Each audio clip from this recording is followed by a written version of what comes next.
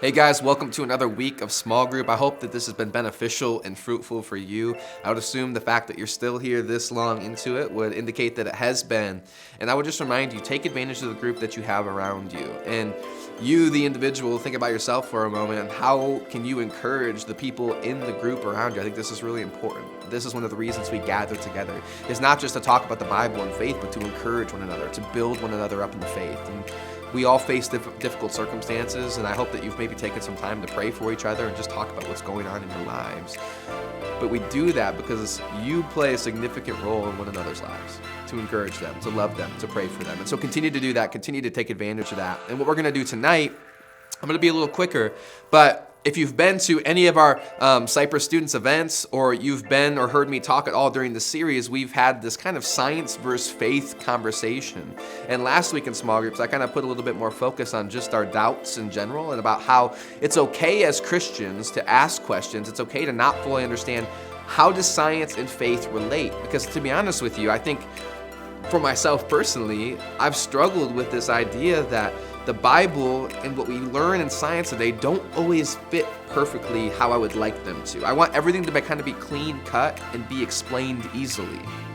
And one of the things that I've talked about and put emphasis on is that as Christians, what we should not get too caught up on is how old the earth is, how many days it took for God to create the universe. What we need to get caught up on is the resurrection.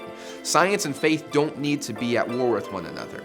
What our focus always needs to be is that Christ died for us on the cross, and 3 days later, he walked out of a borrowed tomb, turned it into an empty grave, and now he is defeating sin and death on our behalf. You see, that is what our hope is in.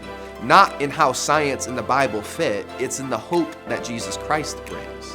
But even as I say that, part of what I want our focus to be on tonight is that I think even the resurrection itself can be difficult for us to believe. That a man could die and then 3 days later rise from the grave. You want to talk about science not being compatible with faith? That is one of the greatest examples. That someone could die and then just magically 3 days later come back to life.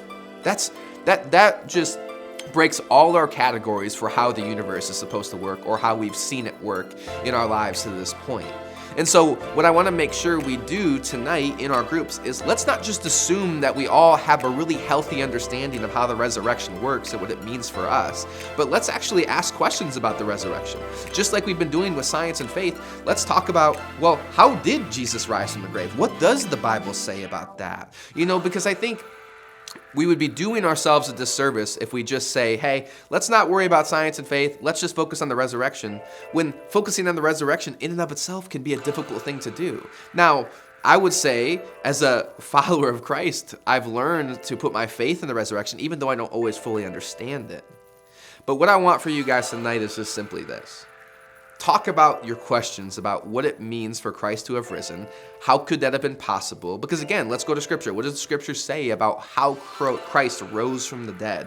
How he walked out of an empty tomb? And let's wrestle with these questions together. Because I think at the end of the day, what I want you guys to walk out of this small group thinking is not how science fits perfectly into the book of Genesis with creation. I want you guys to think about how Jesus Christ rising from the grave breaks all our categories of science and has now saved our lives. So now we get to live in eternity with him.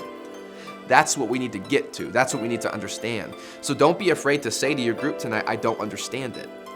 And then for those of you that feel like you do have a healthy understanding of the resurrection, talk about it. Share your experience. How did you get there? How did you learn to put your faith in the fact that a man who not only was a man, but what we believe is the Son of God, walked out of the tomb? Let's talk about that. Let's embrace that. And let's just build each other up, encourage one another as we wrestle through these difficult conversations. I love you guys. Enjoy the conversation tonight.